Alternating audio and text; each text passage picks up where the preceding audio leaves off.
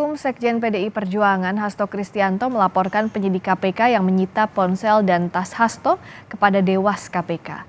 Anggota tim hukum Hasto Roni Talapesi menyebut penyitaan tidak sesuai aturan. Roni menjelaskan proses penggeledahan dan penyitaan barang milik Hasto dari stafnya, Kusnadi, dilakukan secara ugal-ugalan dan melanggar pasal 39 KUHP tentang penyitaan. Roni menuding KPK memiliki agenda politik karena memaksakan penyitaan buku agenda Hasto yang berisi strategi dan pemetaan partai pada Pilkada 2024 mendatang. Prinsipnya adalah kami semua menghendaki supremasi hukum. Pada saat yang sama kita ingin institusi hukum seperti KPK semakin profesional. Bahwa barang yang disita tidak ada kaitannya dengan perkara yang sedang diperiksa oleh KPK. Ya, itu adalah barang-barang pribadi dan barang-barang partai, supremasi partai, kedaulatan partai di dalam buku tersebut, agenda-agenda partai, dan itu kami mensayangkan. Ketua Sementara Komisi Pemberantasan Korupsi KPK, Nawawi Pomolango mengklaim penyitaan ponsel Sekjen PDIP Hasto Kristianto merupakan bagian dari upaya pencarian Harun Masiku. Nawawi menyebut penyitaan ponsel dan tas milik Hasto merupakan upaya hukum dan tidak terkait politik.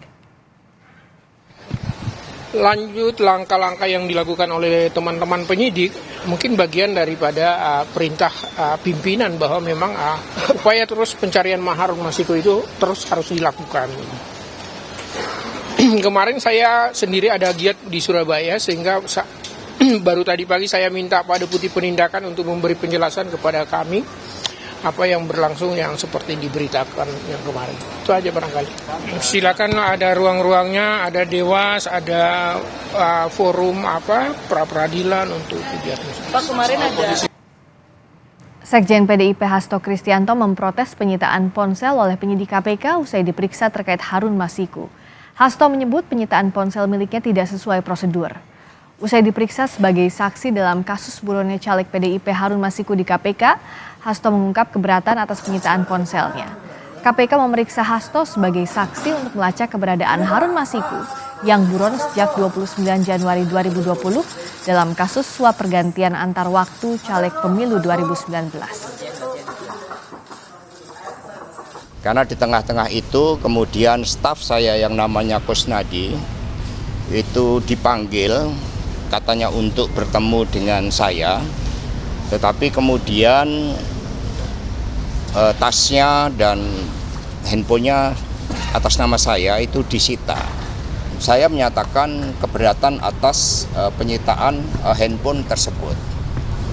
Ya karena segala sesuatunya harus didasarkan sesuai dengan hukum acara pidana. Karena ini sudah suatu bentuk tindakan yang pro justisia.